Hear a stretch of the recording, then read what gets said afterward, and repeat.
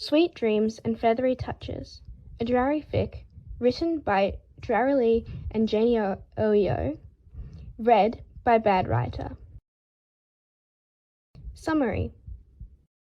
Back at Hogwarts, after the war, Harry can't help but notice there's something different about Malfoy. But maybe that's okay, because something's different about Harry too. And although it doesn't make any sense, he can't seem to kick the feeling that it all might be related. His friends are saying he's obsessed again, but he's not. He's just curious. 4L. Let your dreams be wings and your heart be your guide.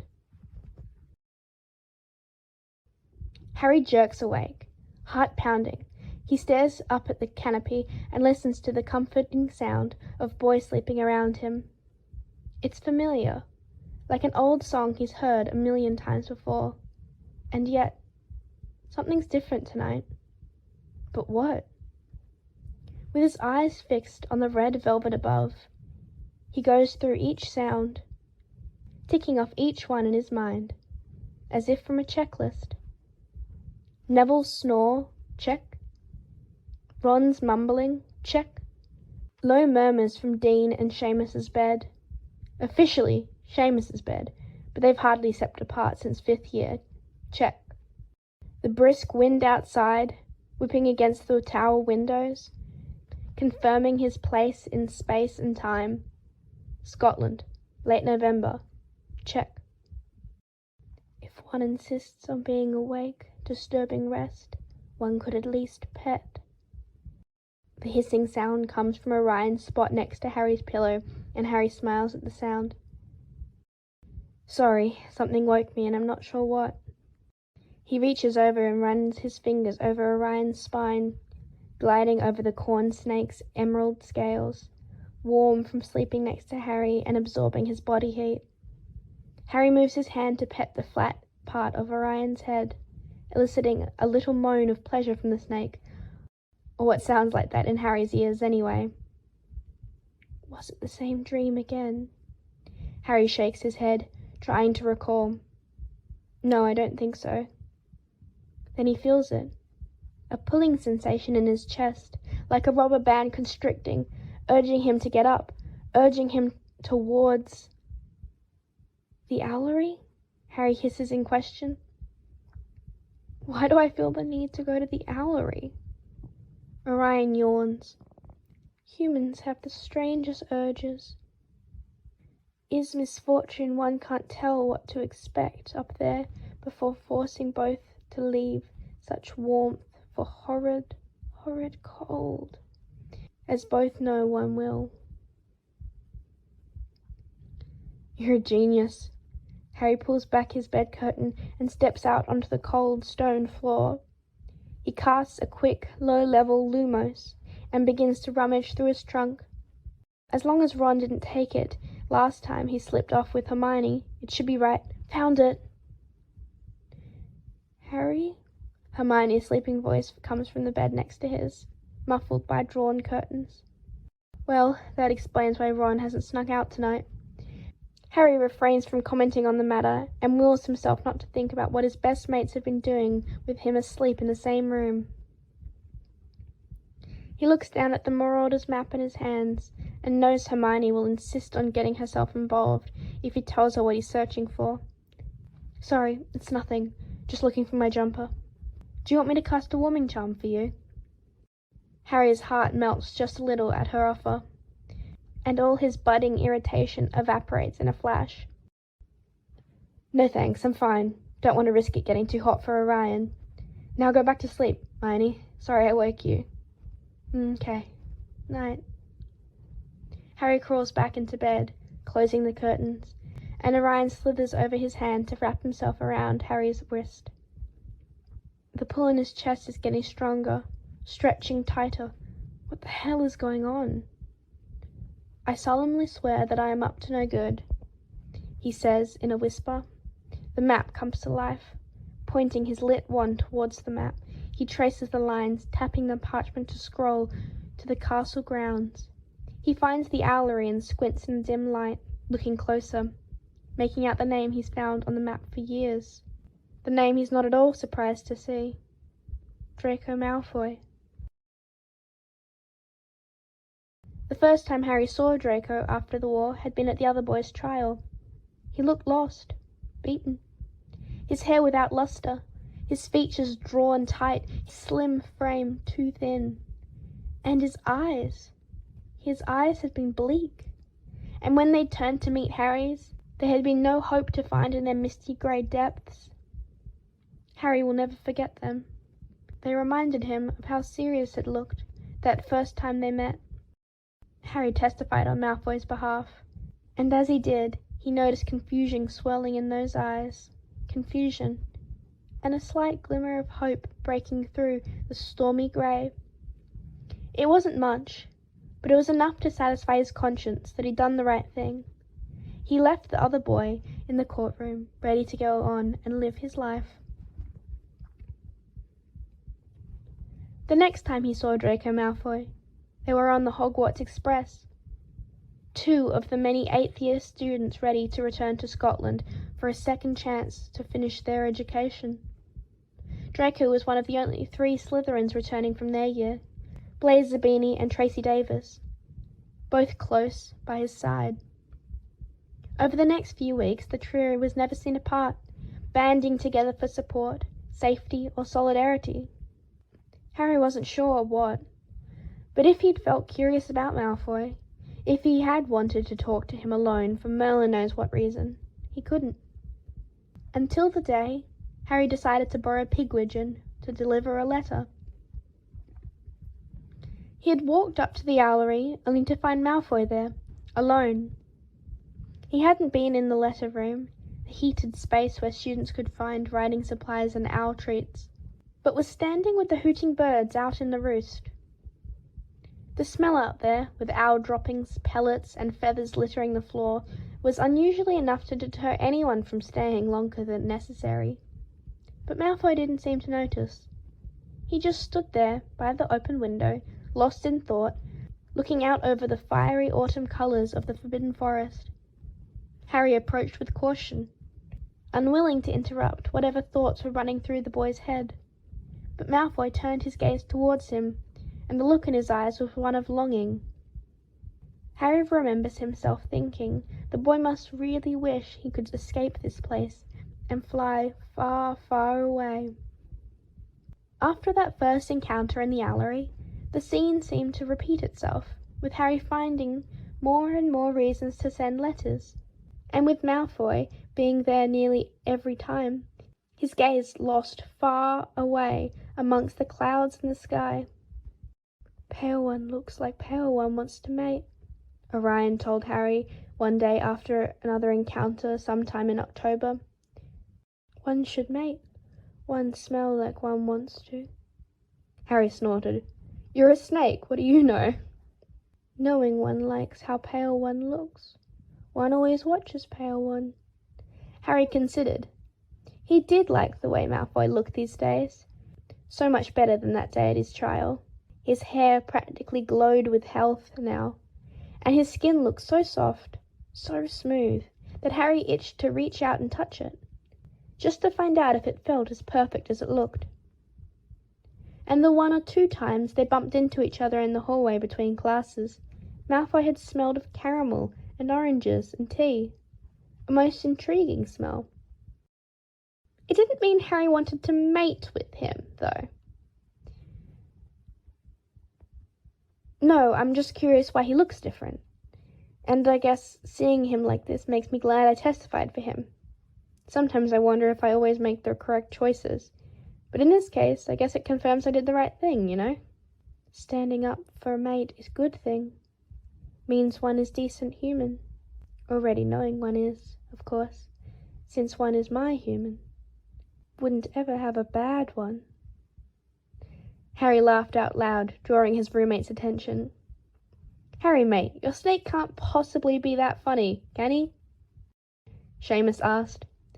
"You have no idea," Harry said with a grin, turning back to Orion. He apologized to Hermione. That must count for something.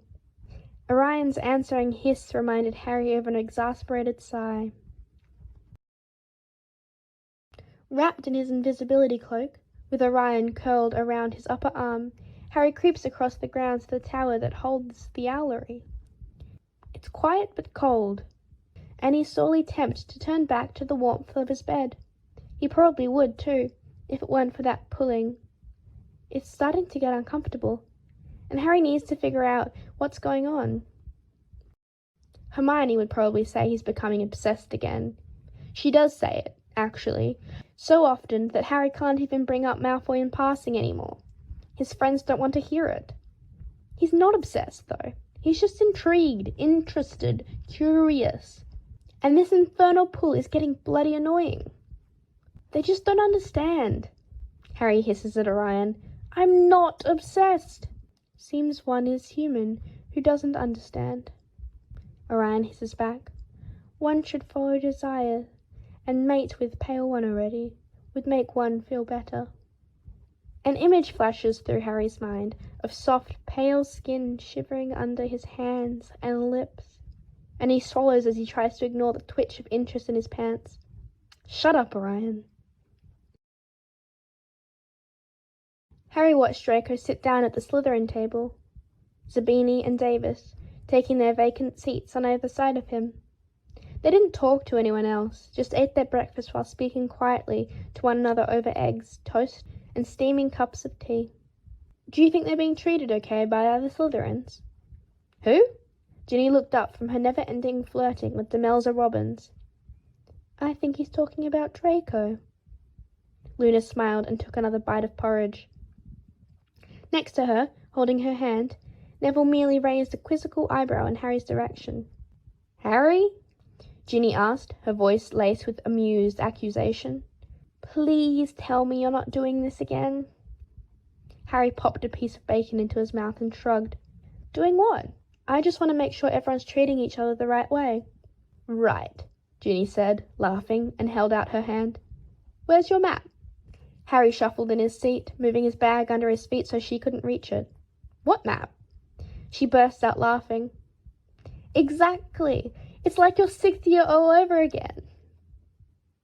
How many times do I have to point out to all of you, he added with an exasperated look around the table, that it's not an obsession if the thing you're worried about is actually an issue. I was being aware. That's all. His friends all laughed, and damn it, he could even hear Orion's sounds of amusement from the snake's favoured position wrapped around his upper arm. You guys are the absolute worst. Luna reached out and patted his hand. It's okay, Harry. You'll figure it out soon enough. I have faith in you. Whatever that meant. Harry? Harry, Hermione said, taking a seat next to him in the Gryffindor common room. Maybe you should just try to become his friend. He looked up from his Transfiguration homework. He'd been struggling with this assignment for nearly a week and still hadn't found an answer to why it wasn't working. Maybe he was putting too much power behind the spell. The book said it was a delicate conjuring, and delicacy had never been his strong suit. But if he tried to cut his power in half, then maybe... Are you listening to me? No, I'm doing my homework. Something that you're usually nagging me to do. He raised an eyebrow, waiting for her to retort. Oh. She looked down at his book, then back up at him, beating his eyes with a wrinkled brow. I thought you were doing your whole Malfoy thing again. Ron said you've been muttering about him in your sleep, and that you're arguing about it with Orion. Harry rolled his eyes. As much as Ron likes to think he understands Parseltongue, you shouldn't believe everything your boyfriend tells you. And Orion is just teasing me, just like the rest of you. And although I have no clue what I'm saying in my sleep, you'd think it'd be okay, seeing as how I'm actually sleeping comfortably for once in my life. She blushed. Well, you have been talking about him a lot lately, and I was thinking that, what if next time you run into him in the owlery, instead of just wondering what he's doing there, you ask him, talk to him. He's really rather pleasant these days. He and I have partnered several times in ancient runes. I think he'd be open to, Hermione, seriously, stop. It's fine. And if he wanted to, he could have talked to me too, any of those times we bumped into each other. The fact that he hasn't just goes to show that he's not interested in being my friend. Besides, Harry stopped himself, thinking better of it. Besides what? She prodded. Harry sighed. Besides, I don't really want to talk to him until I figured it out. Whatever it is. Why he looks different and why... Nothing. I'm not ready yet. Harry. Let it go, Hermione, he insisted, and turned back to his textbook. I need to get this spell right, so, with all due respect, stop bothering me. She huffed and stood up. Fine, but you're being stupid. Orion poked his head up to Harry's ear from a spot on Harry's shoulder. Clever one is right. Shut it! Harry climbed the steps to the owlery, the pulling in his chest simultaneously loosening, yet becoming even more pressing. The urgency has spread, taking over his whole body, driving him forward, step by step, to the top of the tower. Under his feet, the stairs are littered with small feathers blown down from above. He's unable to make out their colours in the darkness, but they remind him of something important. Harry frowns and bends down to pick one up. It's larger than the others, nearly twice the length of his hand, and something encourages him to raise it to his nose. Caramel. He looks up at the stairway, his breathing becoming laboured. He has to know. He has to see. But he's suddenly terrified of what awaits him up there. He looks back down at the feather in his hands and recalls the dreams. The first dream came to him on his 18th birthday. It was vivid and colourful and real. So real. After waking up, warm and breathless, he hadn't been able to recall what had happened in the dream. But he could remember what it had felt like. What he had felt like. The man. The only thing he remembered. Harry didn't know what the man looked like. But he knew he'd felt safe and cared for, and as though he'd been willing to die for this person. But then it was only a dream. Even so, it was enough to convince Harry that perhaps he liked blokes as well as girls, and to realise he wanted more than just a light romance with a friend. He and Ginny had both agreed they wanted more than that after the war. And what Harry wanted was, well, him, whoever he was. Not that Harry was gullible enough to believe this particular man existed. He just wanted someone who made him feel like he did. The dreams returned, sometimes several nights in a row, sometimes weeks apart. But always the same man, the same sensations, the same feelings, there to comfort him whenever he woke up. Safety, love, desire, acceptance, care. One smells of mating when one has those dreams. Orion had told him, and Harry had laughed, embarrassed.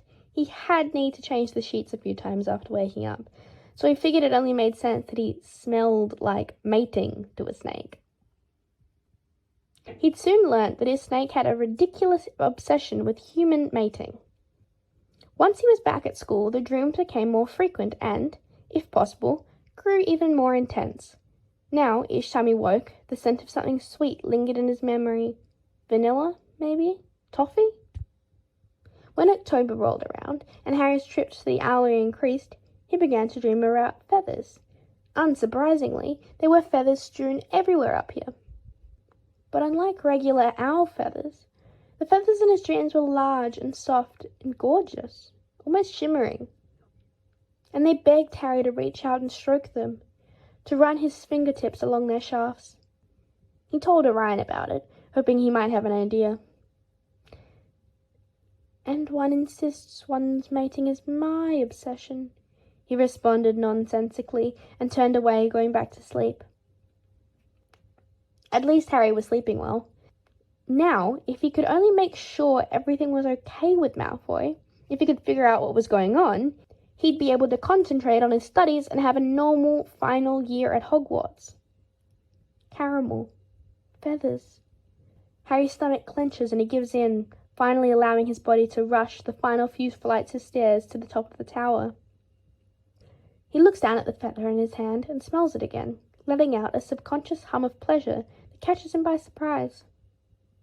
Insisting on being put down before one starts mating, Orion hisses. Harry hears him and makes a mental note of his words, but his mind and body are too consumed to respond. He needs to get there. He needs to know. He needs to see. He is here. Stepping into the letter room, Harry's eyes are inevitably drawn to the door leading out to the roost. It's open just a crack, and through the gap he can discern subtle movements of something light in the surrounding darkness, something shimmering like stardust in the pale radiance of the moon. A large wing, nearly 6 feet in height, obscuring the view of the man standing in the window, overlooking the grounds. Harry can't see the man's features, but he doesn't have to. He already knows his name. He's read it on the map. A hiss from Orion catches Harry's attention, prompting him to place his hands on the desk and allow for the snake to slither down his arm onto the polished wood surface. He shrugs off his father's cloak, his eyes never leaving the mesmerizing sight on the other side of the door, as he drops the magical fabric in a heap next to Orion, letting him curl into the warmth. Heart pounding, Harry moves towards the door, pushing it open, breathless. "Draco," he says quietly. Draco stands on the ledge, the toes of his bare feet not even an inch from a deadly fall. With one step, he'd plummet into the night. But then, Harry realizes, he wouldn't fall. He has wings. Harry can barely comprehend any more than that. Wings.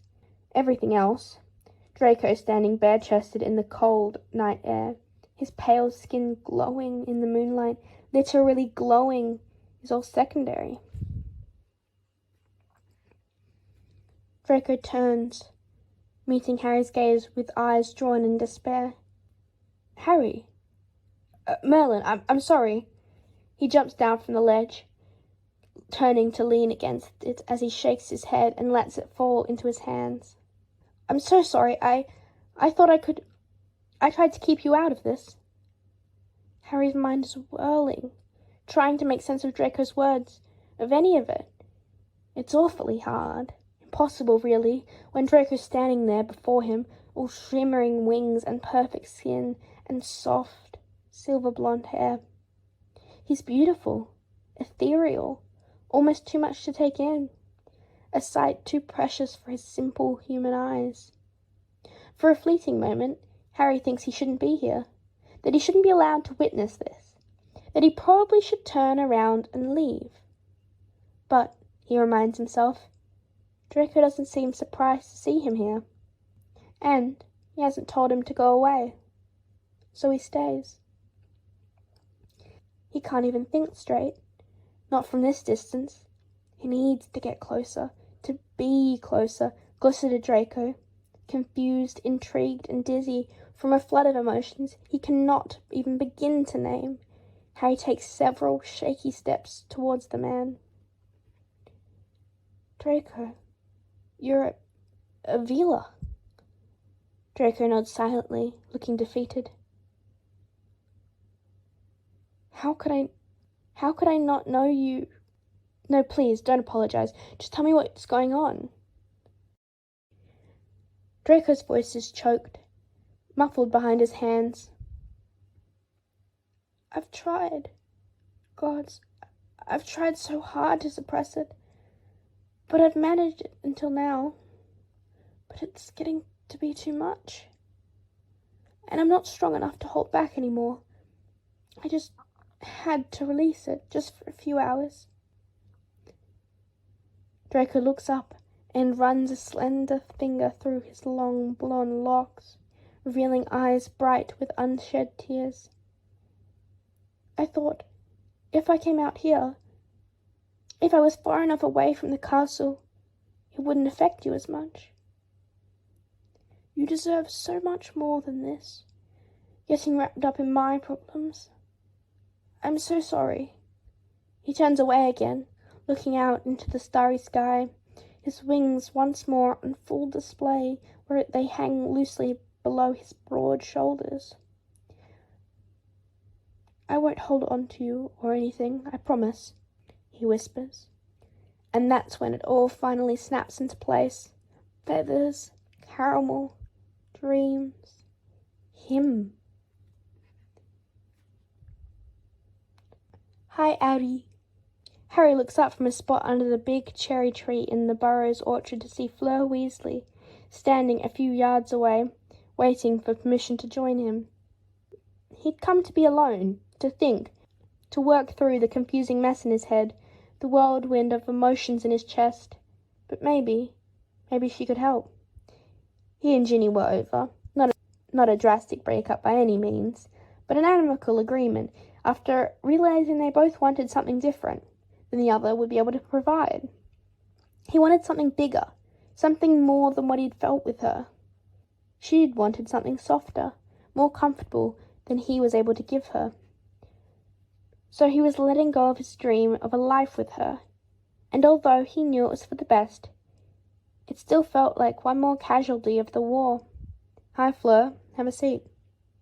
She smiled and walked up to him, settling down next to him on the worn wooden bench. Her presence was calming. They'd gone through so many of the same things: the Triwizard Tournament, losing Cedric, fighting in the war, being unceremoniously adopted into the Weasley family. Over the years, she'd become like the big sister he'd never had, and he thought that, if anyone, she knew love. She was part Veela after all. Weren't they supposed to be experts? "Ginny said I'd find you out here. You broke up then?" He nodded. "We aren't really the same after, and well, I've been imagining what it is that I want, and what we had just didn't feel right." Fleur leaned back on her hands. "That is normal. There are lots of people in this world. The odds of hitting upon the first person meant for you on the first try are pretty high. Yes?" Harry considered. "But do you think there's just one person for everyone?" "No, not at all. But I do think there are some people that, once you choose them and they choose you, will become your one person." "Is that how it is with you and Bill?" The words are barely out of his mouth before he realized how personal the question was. "Sorry," he added sheepishly. "You don't have to answer that." But Fleur simply smiled. "That's fine. Oui. That's how it was with Bill and me. But don't forget, I'm Veela, which makes it a bit different for us, too.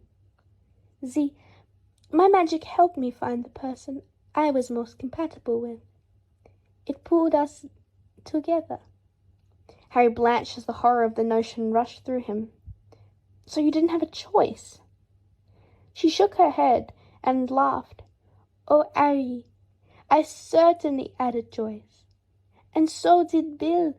We, either of us, could have walked away at any time, and the tether would have snapped.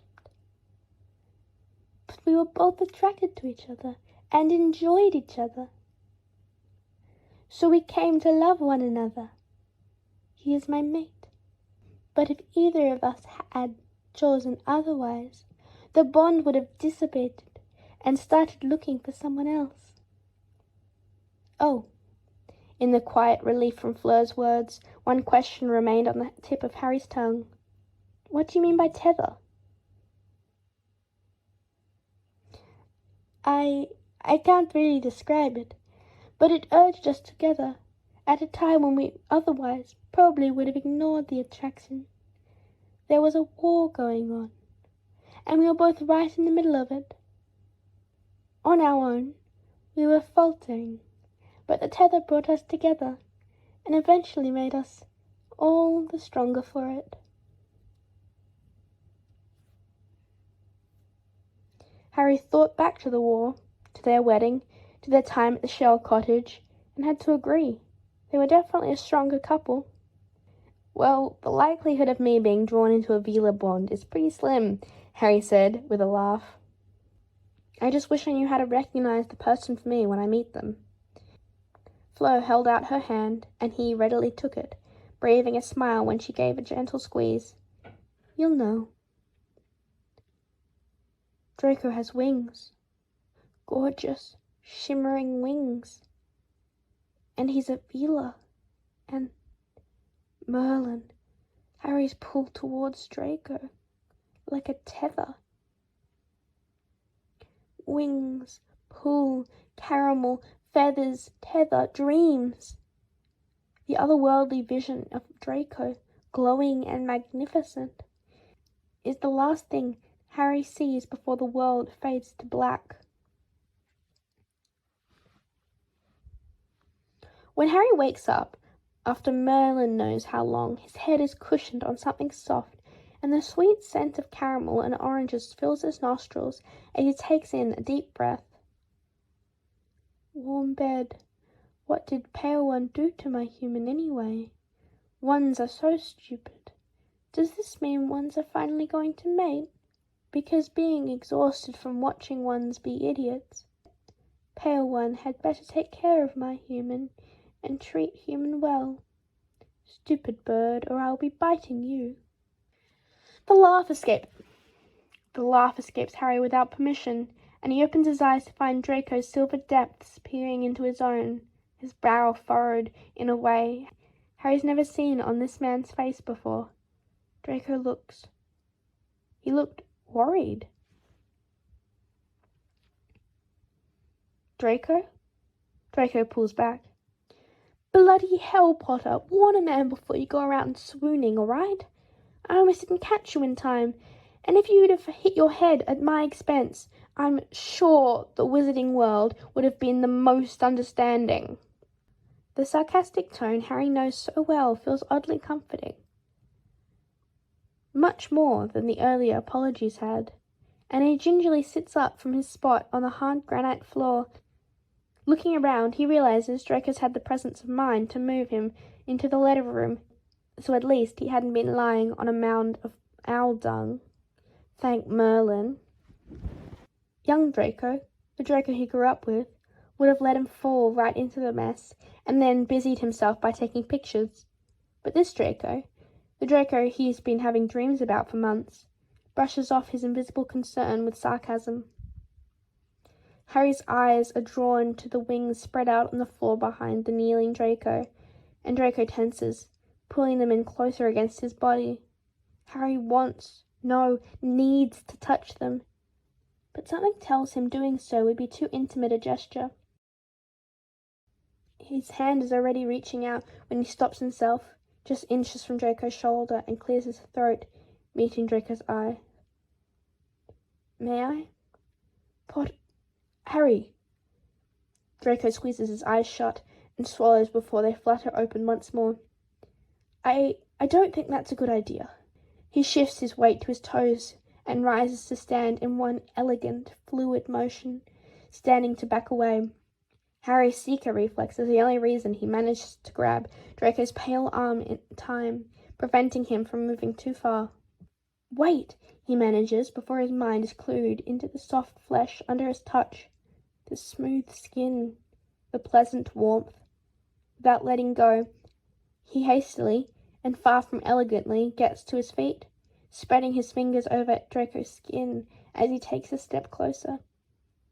I just need to know for sure. Draco shakes his head slowly, but he doesn't move away.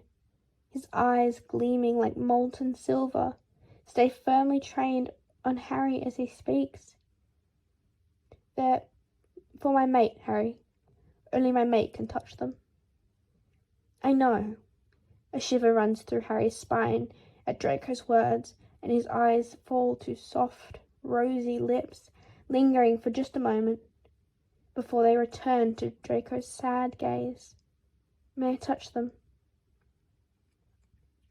Draco's eyes widen at the implication and Harry smiles, ignoring his racing heart.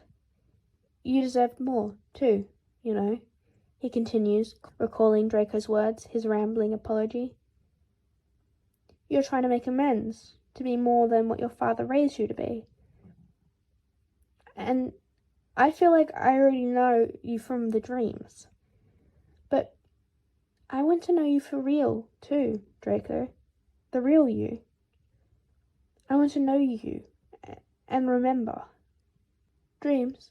Draco asks, breathless.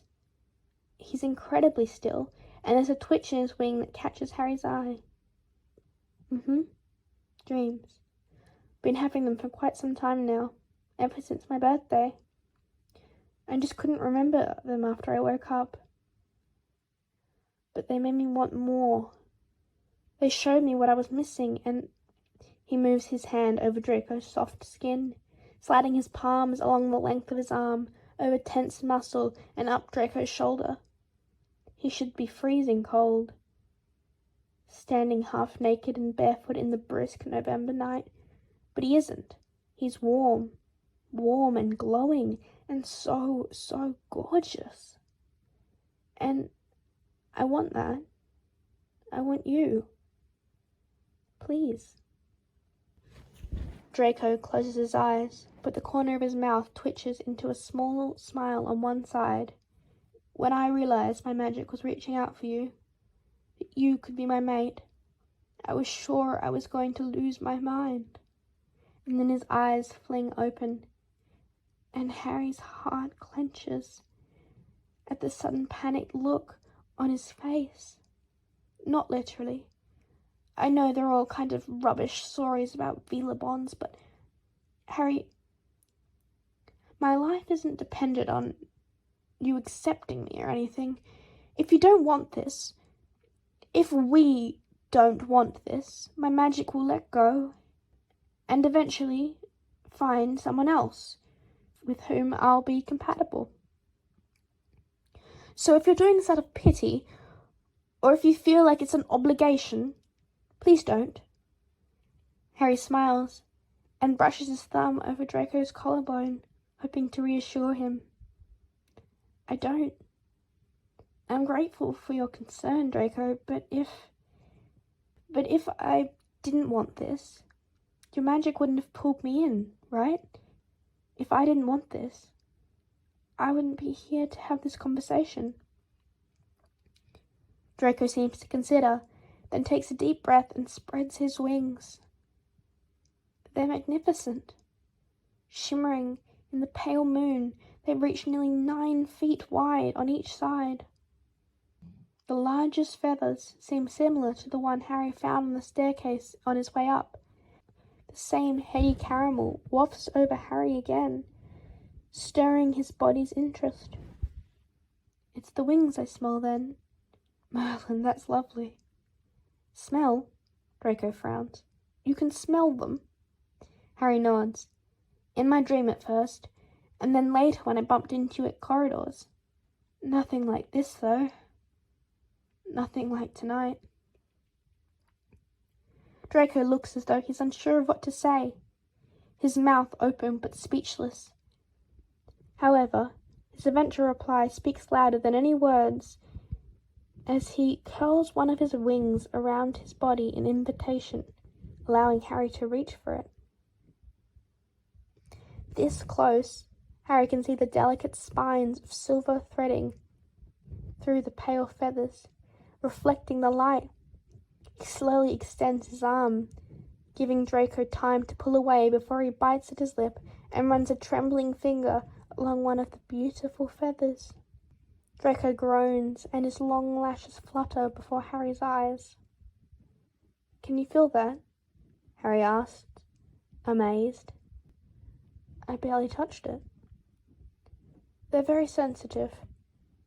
That's why only my mate can touch them.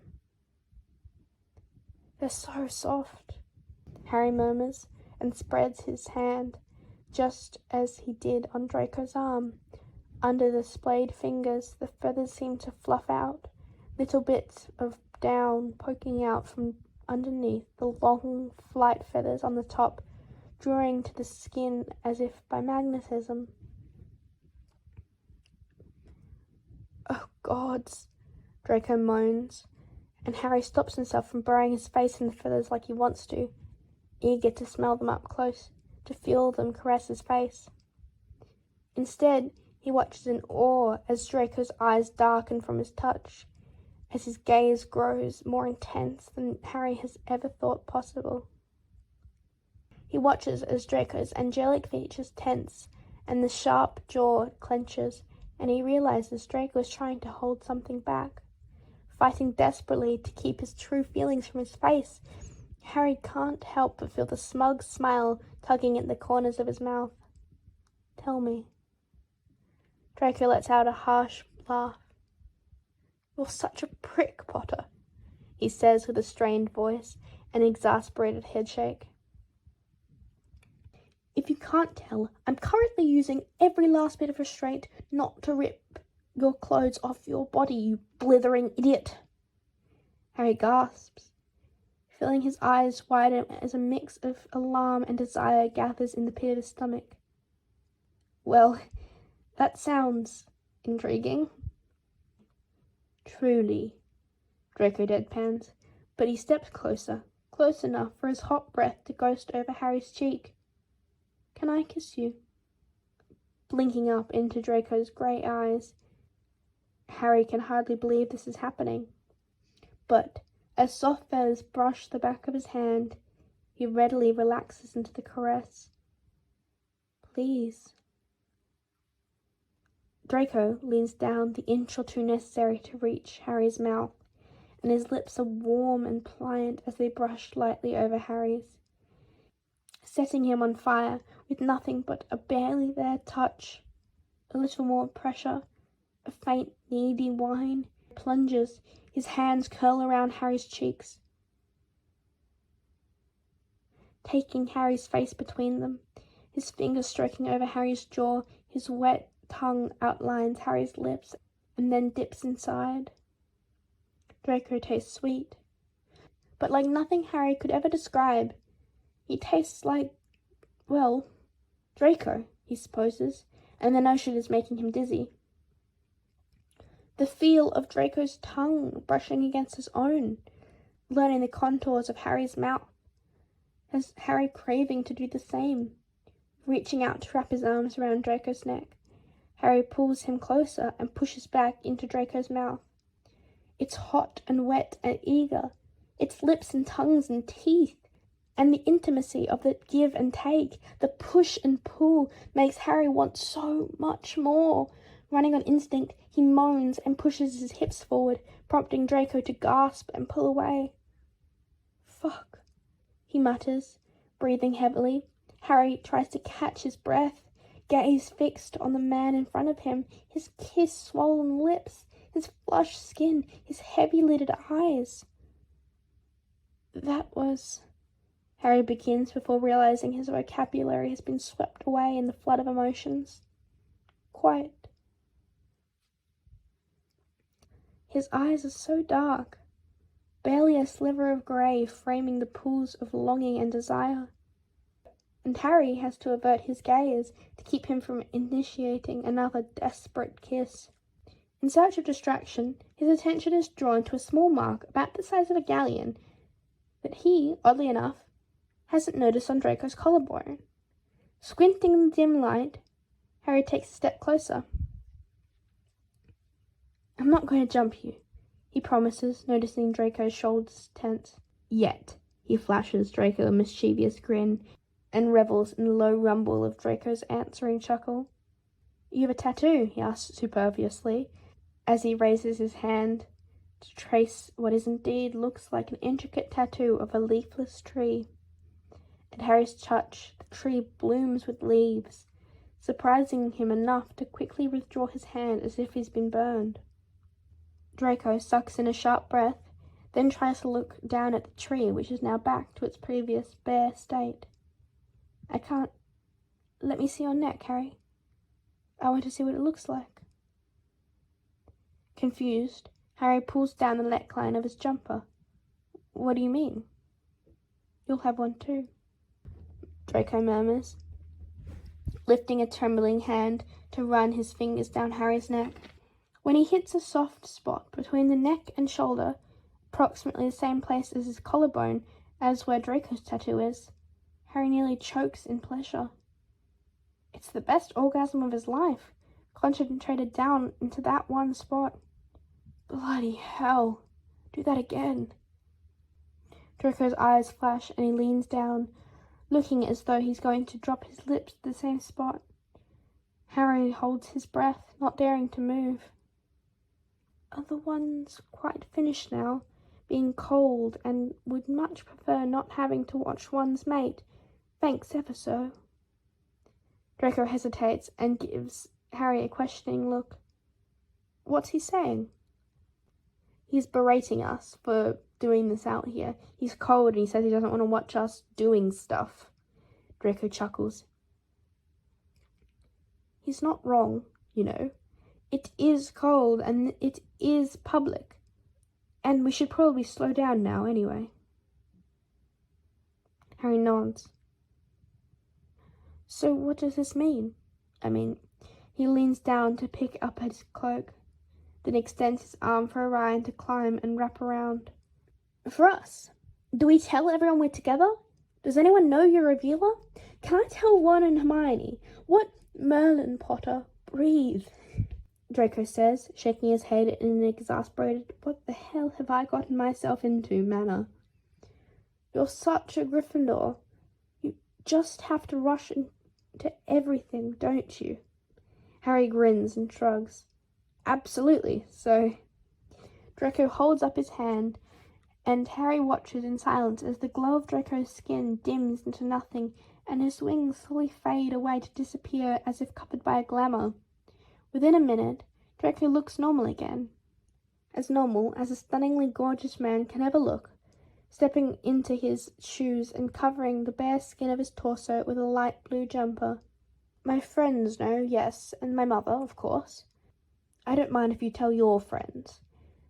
But please tell them not to spread it around. I've had enough to deal with it without this getting out.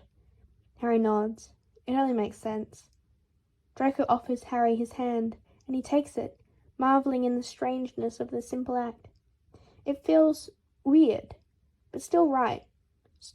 So perfectly right. What do you want to do about us, though? I don't like to hide. I've been hidden my entire life, and honestly, I'm not sure I could keep us, a secret for long, even if I wanted to. Draco closes his eyes, takes a deep breath, then nods.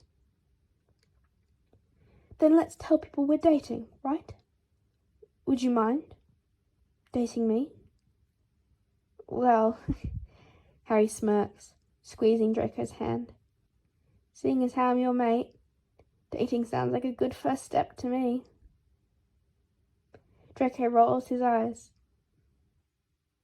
You know this means I'm your mate too, you idiot. Harry pauses and Orion hisses in curiosity. What's up? One's heartbeat is racing. I guess I didn't realize just until now that he's right, that he's my mate too. It's kind of scary, I guess, having a mate. Pale One is right. One is an idiot. He have been saying Pale One is mate for months. But One never listens. Wait, when did you tell me?